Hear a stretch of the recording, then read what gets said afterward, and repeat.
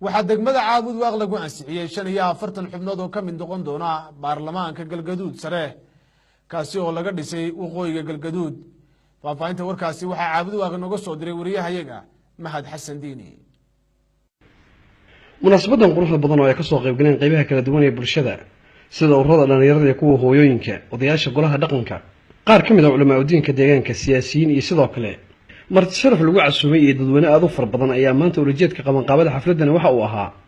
ansixinta in ka badan 40 xubnood oo ka mid ah xildhibaanada loo sameeyay maamulka Galgaduud sare oo muddooyinka ugu dambeeyay qabanqaabadiisa iyo waliba hawlihiisa ay ka socdeen waqooyiga gobolka Galgaduud waxaana munaasabadan lagu ansixinayay baarlamaanka Galgaduud sare uu yeelanayo loo soo igmaday isla markaasina goobjoog ka ahaa oo ayagu qalinka ku duugay inta badan odayaasha golaha dhaqanka iyo waliba guurtada ay ka go'do talada deegaanku kuwaas oo cod dheer ku ansixiyay kuna aqbalay baarlamaanka uu yeelanayay maamulka Galgaduud sare ee laga hirgeliyay waqooyiga gobolka Galgaduud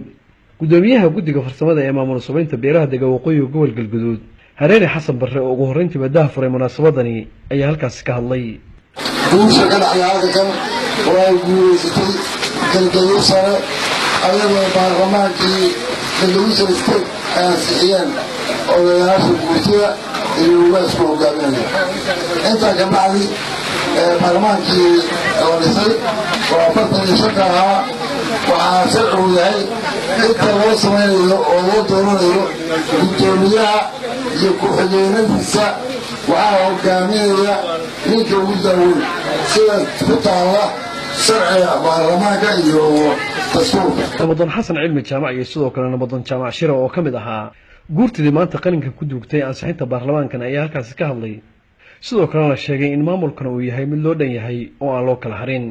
marka waxaa la idinka rabaa Galgaduud sare kuwa soo qaban qaabiyay iyo kuwa ka soo qayb galay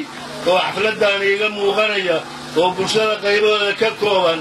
aad iyo aad bay dhiirigeliyeen 14 boqolkana waa ku salaamaya garabkoodana Allah galo anuguna waa soo dhaweynaya waxaan ka ballan qaadayaa inaan ku shaqeeyo shakhsiyadayda iyo magaca Galgaduud sare iyo sharafta ummaddu ay leedahay sababtu waxa weeye haddii aan ummadda sharaf weydo oo ay magac weydo oo taariikh ay weydo aduguna wax taariikh waad yeelan karaa ma jiro ma raacayno urur aan raacayno kale ma jiro sufaku wala leeyahay ma raacayno galmudug ma raacayno ma bannaan dhisanaynaa adduunyahana waa u sheegaynaa sidoo kale qaar ka mid ah dadkii maanta ka soo qaybgalay munaasabadan oo ay ka mid ahaayeen ururada hooyooyinka iyo kuwa dhalinyarada iyo sidoo kale aqligii maanta ka soo qaybgalay munaasabadan ayaa iyaguna halkaas ka hadlay gabagabadii munaasabada ayaa mikrofoonka lagu soo dhaweeyay ugaaska beelaha waqooyiga gobolka Galgaduud ugaas Axmed Barre Cali oo isagu ah hoggaanka ama isinka ugu sarreeyay beelaha waqooyiga gobolka Galgaduud ayaa isna qalinka ku duugay soo dhaweeyay baarlamaankani ay kala bilaabeen in ay samaystaan maamul goboleed ayagu hogaaminayaan dadkoodana ku hogaaminayaan waa ilaahay mahadiis waxaan leeyahay marka koowaad baarlamaankii la soo doortay waa aan ansixiyey haddaan ahay